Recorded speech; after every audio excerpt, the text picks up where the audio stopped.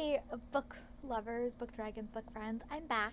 So I'm gonna do a video today that's a little bit different. I'm gonna go through the last 20 books that I put on my Amazon wish list because my birthday's coming up after when you guys are seeing this. It's like it was the previous day, but like when I'm filming it, my birthday is like a couple of weeks out because I'm pre-filming a lot because I'm going on a vacation.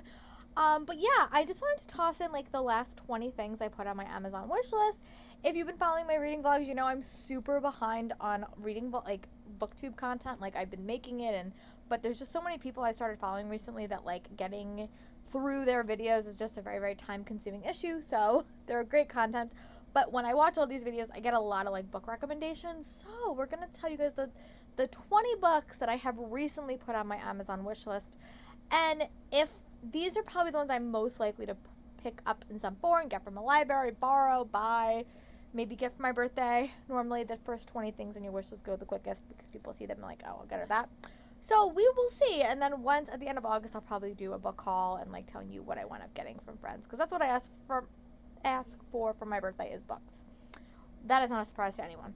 Put this on my wish list because I was listening to Pub Dates. It's a podcast that follows Amy Kaufman and Kate Armstrong. They both have two YA fantasy books coming out in I think like early 2023, and they're like doing a process like how they wrote their books, and like it's really, really interesting. It's called Pub Dates.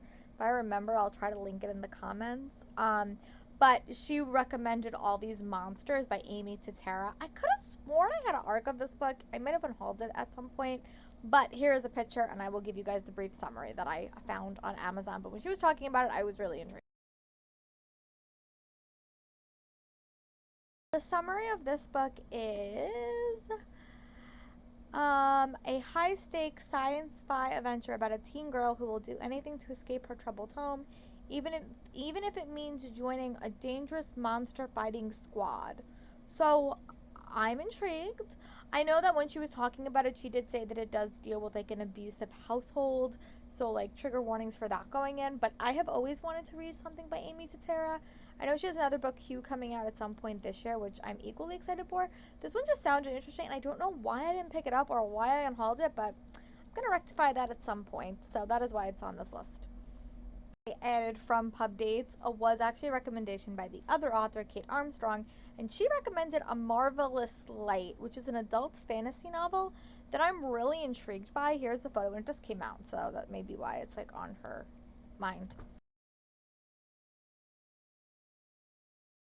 And it is an adult fantasy book, and it says Red, White, and Royal Blue meets Jonathan Strange and Mr. Norrell in a debut fantasy. Freya markets A Marvelous Light features Edwardian England full of magic, contracts, and conspiracies. And I've heard really mixed things about the Doctor Strange and Mr. Norrell book. I heard it's really, really boring. But I did like Red, White, and Royal Blue, and I love Edwardian era things, so I'm super excited and hope that I like it and hope I get to read it soon. That's why it is on this list. On this list is Into the Drowning Deep by Mira Grant. I've heard a lot of things about this, and I'm cautiously optimistic I will like it. Also an adult fantasy, and it is an author of a renowned newsflash series returns with a novel that takes us to the world of ancient mysteries and mythological dangers come to life. I think this is about a bunch of people that go on like a voyage to film a mockumentary bringing to life ancient sea creatures. It was all lost at sea and all hands. Oh, so like I think it's like a previous boat adventure went horribly wrong, and now these next people are going to sort of investigate that, and I think it has to do with mermaids and sirens and such. Sounds really interesting. This would have been great to read on the beach. Probably would have terrified me, but I am intrigued to hopefully read it soon.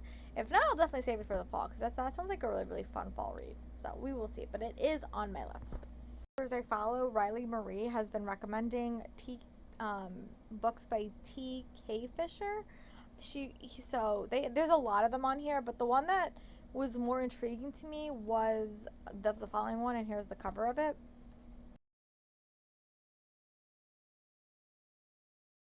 Paladins Grace, and it says Stephen's goal died on the longest day of the year. I think it's about a paladin living only for the chance to be useful before he dies.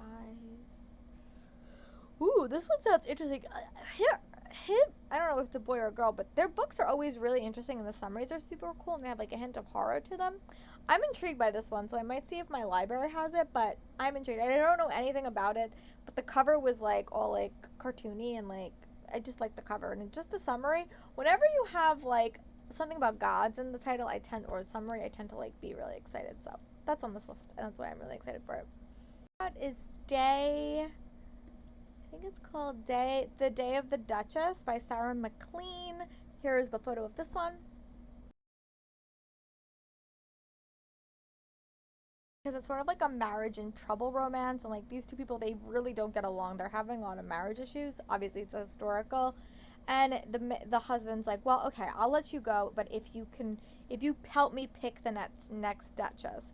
And when she's doing that, I think they fall back in love. That's a really interesting concept. I read like another one like that recently, and I really liked it. Haven't read anything by this author, but Peace Love Books recommended this, so I'm super excited to hopefully get to it soon. Or at least get my hands on it. Audible might be my friend, or Hoopla might be my friend, because I like to listen to my historicals and not physically read them, so we will see. This book that we're going to chat about is, oh my goodness, I'm so bad at remembering these titles.